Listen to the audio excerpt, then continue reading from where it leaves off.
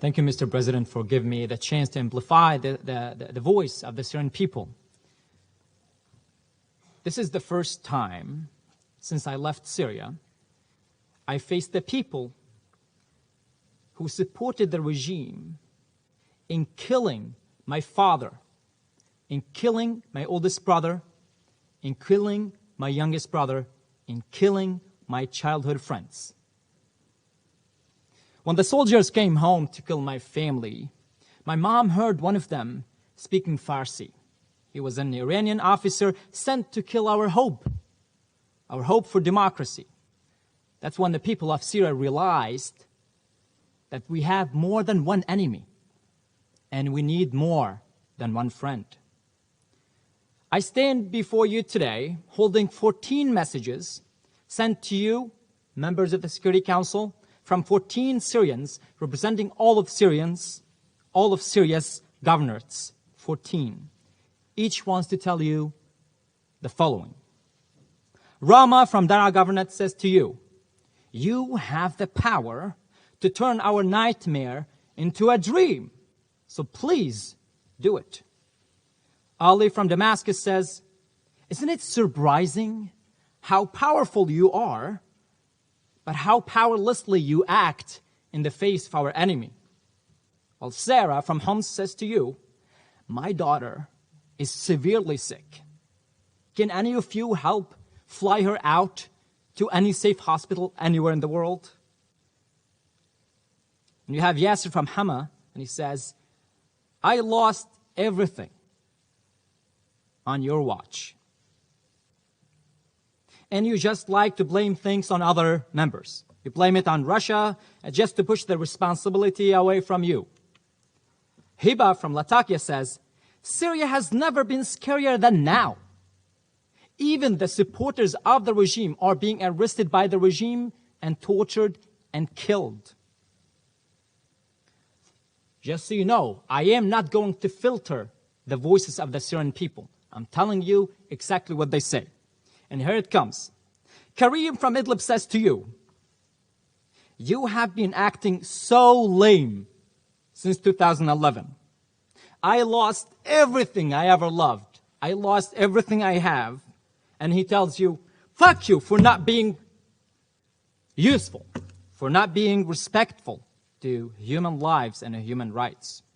You have Sana from Aleppo, and she says to you, all we need is protection. I am tired of being afraid from the sky. I don't want it to drop more bombs. Shiro from Hasaka says to you, don't let Russia and China and Iran play you. Act like you understand your position of power. You sitting in the Security Council, not in a carousel in Disneyland. While Ranim from Reef Dimashq says to you, I am claustrophobic. Whenever they bomb, I have to go and hide in the basement or in a tiny room, and I can't breathe. I can't breathe. I can't breathe. I just want this to end. Shadi from Quneitra says, I recently, and he's a very young person, I recently tamed a cat, and she is right now in this conflict, my world. So please help me keep her safe, keep her alive. Her name is Judy. Maryam from As-Suwaida. It always seems impossible until it's done. I know she stole the quote. We have Khalid from Raqqa, and he says to you, while you may think that the war in Syria ended, it did not. People are still being targeted. People are still being killed. Lubna from Deir Zur says, there's only one way. There's only one way to end the war in Syria, and that's bringing Assad regime to justice. The last message, number 14th, is from Tartus, my hometown, so I wrote this message. Since the start of the Syrian uprising in March 2011, Russia has vetoed more than 15 UN Security Council resolutions concerning the conflict in Syria. Among other things, these resolutions covered human rights violations, the use of force against civilians, toxic chemical weapons, and calls for a meaningful ceasefire.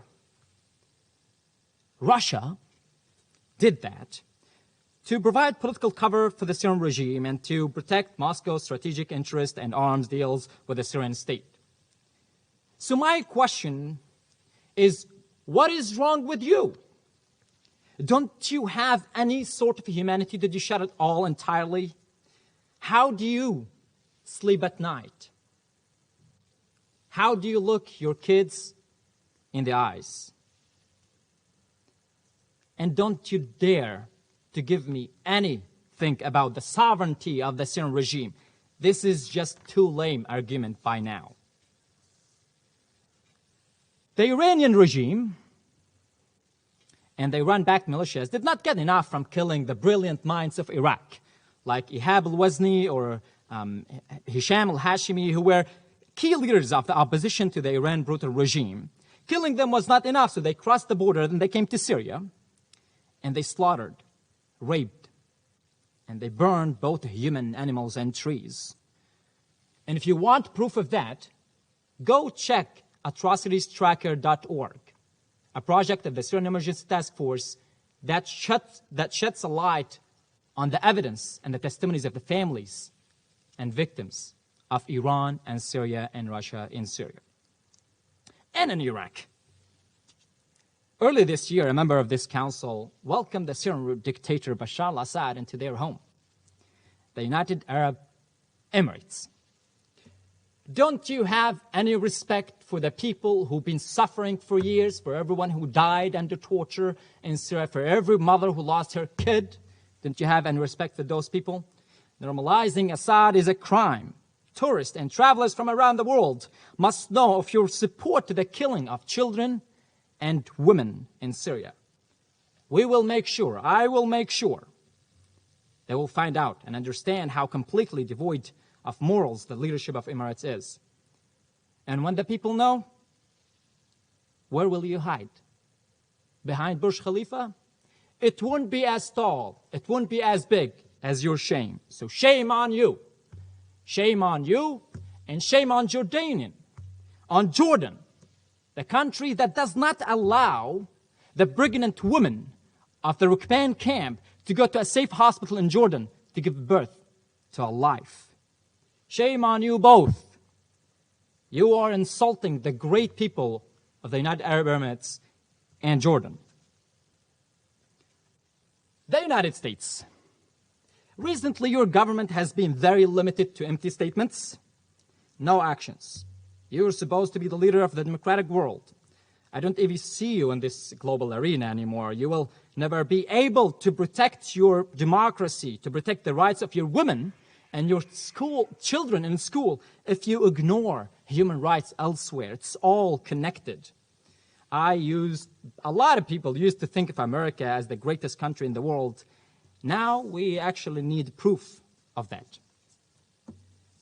And there are other members. We have Brazil, Mexico, Ireland. We have Gabon, Kenya, Ghana, that we actually don't see a clear stand. And you have to take a clear stand against dictatorship to support the people that need your help. It's time now to stand in solidarity with the people of Syria who are fighting for freedom and dignity.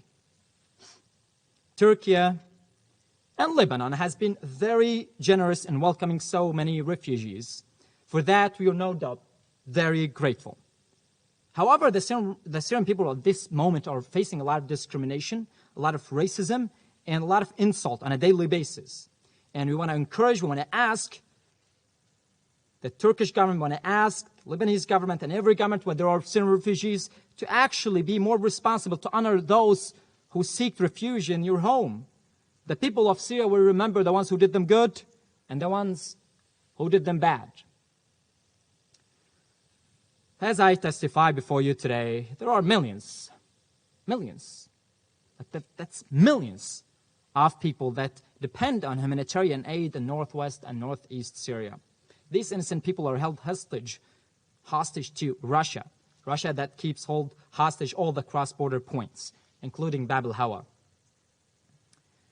The reason I've been shaming you for the last 5 minutes is because I know that you have some power to do so much, but you choose not to. here are 3 actions that you can do to both prove to your own citizens that you care about human rights and to mitigate the suffering of the Syrian people.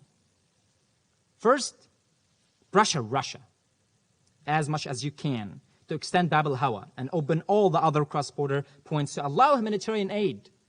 This technically should not be a negotiation.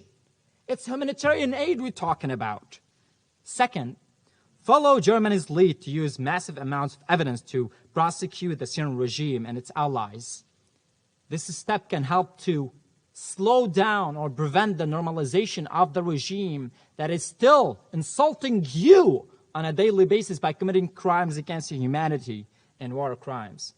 Third, and this is perhaps the most difficult, but the most important thing to do, fight with us.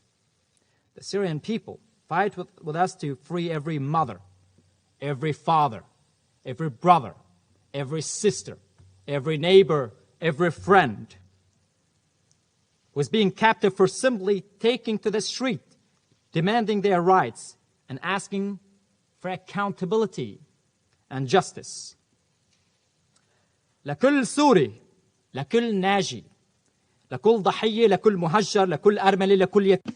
To all Syrians, widows and widowers, to everyone and to all Syrians who aspire to see freedom, freedom will come.